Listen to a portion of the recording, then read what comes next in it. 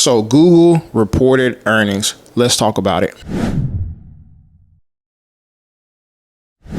So a lot's been going on in the market recently. We have so many different things going on. It's the earnings week. We have the United States election around the corner.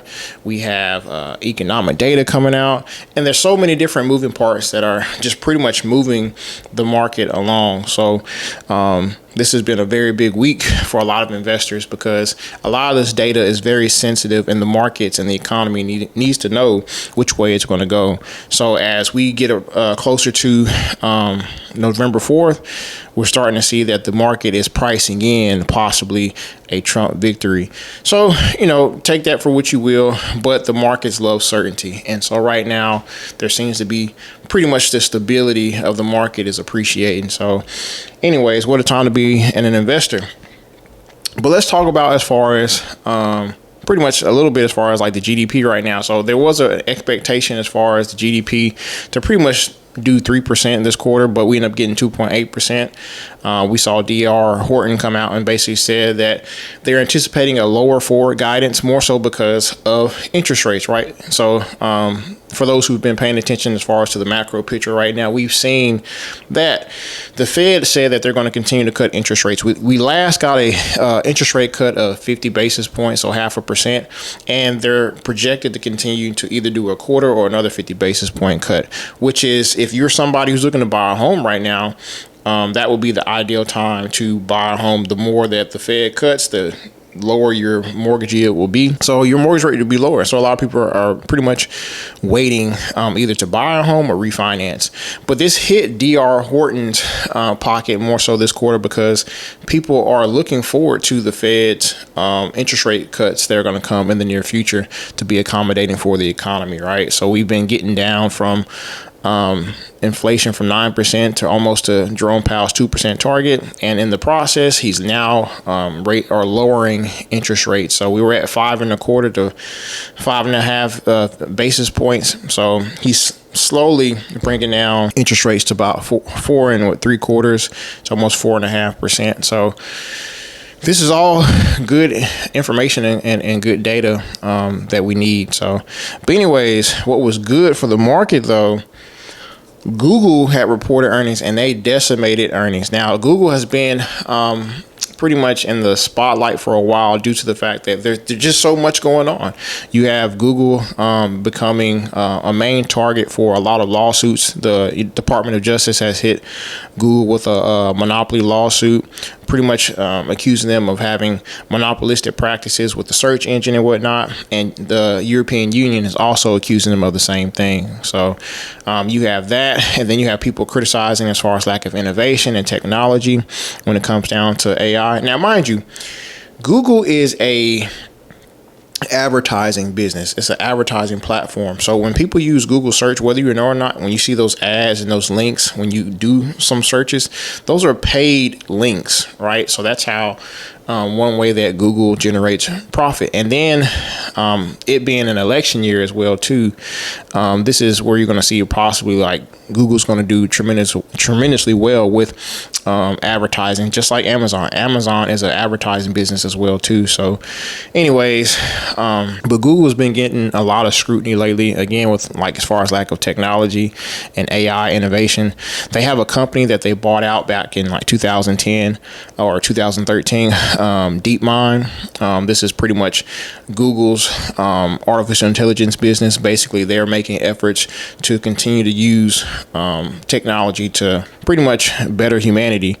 So anyways, Google has been getting a lot of scrutiny for just, you have other competitors that have been coming up with different AI platforms to kind of eat at their, I guess you can say their market, their share market, or their market share. You have other companies out there that are taking a stab at as far as, again, their search. You know, you have people now using ChatGPT over Google more so because a lot of people don't like going through all those hyperlinks and whatnot to find information, but it still does provide a credible source. But with ChatGPT and OpenAI, that's been one of the main competitors to Google's I guess, dominant force of revenue. So anyways, with that being said, though, I mean, Google did tremendously well in Q3. We saw that pretty much revenue increased 15 to 16% year over year to $88.3 billion. And then you also saw that Google services increased 13% to $76 billion, which was led by pretty much Google search, Google subscriptions and platforms and other devices, and YouTube ads. Now, another big source of revenue for Google is Google Cloud. So we saw pretty much a 35% increase of $11 billion. Pretty much led by the accelerated growth to the Google platform. So with all that being said, Sundar Pichai, he's firing on all cylinders for Google. I mean, they've been trying to shut down the naysayers and the critics as far as that Google is losing, as far as in these different market shares and cloud, because Amazon is also a cloud service business as well too. AWS, Amazon Web Service. So they've been pretty much in competition also with Microsoft Azure. So, you know, there's different platforms out there who are like dominant and trying to dominate Google's market share in these other sectors. So for Google to do as well as they have been doing, despite all these different headwinds and other competitors, they're still a company to be reckoned with. Now, there's some people out there who will criticize that this is something that's going to change over time due to the fact that you're going to see that the younger generation is not going to necessarily use Google in the same manner that my generation and older would use it for. But still, I do believe that Google has the cash flow and the revenue to pretty much adapt to these, trying times for Google. So, and not to mention though, too, when you have the likes of TikTok now, there's been pretty much, I believe, an official ban as far as in January that TikTok will be banned. We'll see that YouTube will get the benefit of that. So Google, now YouTube is a product of Google. We'll see that a lot of people who were using TikTok now resort back to just YouTube. So you'll see that Google will benefit from that tremendously. So there's a lot of upside growth for Google here, and we're seeing it in their balance sheets. We're seeing it in their 10Qs. So again, we saw and we've been seeing that Google has slowly been losing, I wouldn't say market share, but they've been competing against other platforms. We recently saw that Meta is also in the process of developing their own search engine as well too, to compete with the likes of Google. And we also heard like speculation that Apple may come out with their own search engine, that OpenAI is working on their own search engine. So, but even with that being said, Google still dominates 90% of the Google share or the search market as it is today. So those are things that as investors we want to hear. These are things that pretty much help keep the faith that Google is still going to be the predominant prevailing force going forward. So we saw that Sundar Pichai said that in search, our new AI features are expanding what people can search for and how they can search it. In the cloud, our AI solutions are helping drive deeper product adoption with existing customers, attract new customers, and win large deals. And YouTube total ads and subscription revenue surpassed $50 billion over the past 4 quarters for the first time.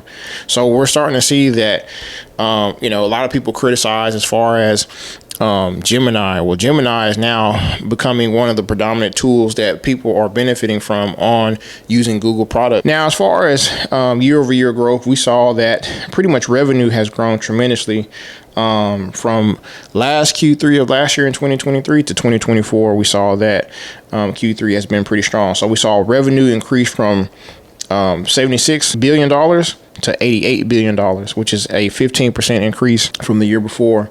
We saw that as far as even the different sectors, as far as what helped Google do so well this quarter, we saw that they generated roughly $49 billion in revenue from their search engine. And we saw that compared to the year prior, they only generated $44 billion. So that's a huge uptick as far as within their search engine. You saw that YouTube ads generated $8 billion.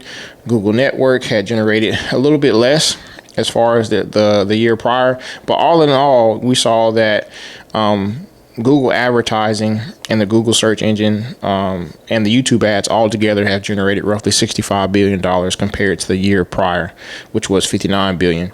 So a big part, again, that people care about is Google Cloud. We see that Google Cloud has increased quite a bit, $11 billion versus $8 billion in 2023. So you can't argue with those kind of results. I mean, Google is definitely getting their act together. So as an investor, that's personally something that I want to hear. And so Sundar Pichai, he's been basically making sure that, you know, the criticism by investors are being heard. And I think even with like the Department of Justice and the EU, this is definitely going to help them fight some of those cases as well too. As they're generating so much money, they can help fight off some of these lawsuits. Now, one other thing that Google has announced, which is that pretty much Google Gemini team is going to couple up with Google services and join with Google DeepMind to work on other AI projects and ventures. Now, for those who also are not aware, Google DeepMind is a company based out in London, and they really focus on artificial intelligence and improving, if you will, synthetic biology. So there's a book recently that came out called The Coming Wave, and it talks about as far as some of the triumphs that DeepMind has made with artificial intelligence and synthetic biology, and to the point where they all won a Nobel prize for it as well too. So for those who doubt Google, if you read that book, you have a different perspective, a different vantage point, if you will, because they provide a lot of knowledge that really challenges what we think we know about artificial intelligence, and also too as far as where evolution is going, if you will. You know, we've seen that Elon has been making efforts with Neuralink and other products that help restore sight, hearing, mobility again. DeepMind is also working on synthetic biology to create new cells, and I mean it's pretty scary, but it's also interesting in the same breath. So I'm curious to see as far as what's going to take place with this partnership using Gemini and DeepMind, because both of them are artificial intelligence platforms, but you know, to see them combine resources, I'm curious to see what's to come of it. So altogether, Google is definitely picking up the pace. They're definitely a competitor to the space as far as search, artificial intelligence. A lot of people say that Google is done, and I'm telling you now that they're far from done, and they generate so much money in revenue. There's a reason why they're one of the top companies in the S&P 500 and most of your mutual funds and your ETFs are out there, because Google generates a tremendous amount of money, and they also have a tremendous amount of reach. Now, you may say that these headwinds coming up may challenge as far as some of their progress, and it may, but Google's so vast, between working on Waymo with full self-driving like Tesla, to again working on synthetic biology, artificial intelligence, being an advertising company. And you can argue with the synthetic biology aspect that Google is strongly getting into healthcare. So, I mean, my rebuttal to as far as the whole aspect of Google getting broken up, I think, you know, for Google, it'll be bad, I think, personally, because you can stifle innovation. These are companies like Apple and Meta and Amazon that are making large steps as far as innovation into being competitors to other countries and whatnot. I know that quantum computing is something that has been a big talking point right now, but you have the likes of IBM, Google, and Microsoft that have been actually taking leaps and strides as far as within combating as far as or competing in quantum computing. So I think to break up Google would be silly, because I think they are propelling as far as like innovation wise and technology further for all mankind personally. So I think there is a little bit of political play into this. We saw that, you know, both Republicans and Democrats agree that they want to diminish as far as big tech's power, but I also could argue that they've also led to a lot of innovations that we use and abuse on a day-to-day basis. So anyways, I mean, Google did well. I think we can expect nothing but upside from here. I still think that the criticism is still going to be around as far as, you know, is Google going to be an innovative force in it? I mean, they're going to be innovative force just like Meta, Microsoft, Amazon, and Apple. So I don't think it's going anywhere. And I think this quarter just shows how strong and how well Google is. So anyways, with that being said, be sure to like, share, subscribe to content. If you enjoyed it, please let me know in the bottom of the comment section. I do read them. I greatly appreciate y'all. And until next time, bye-bye.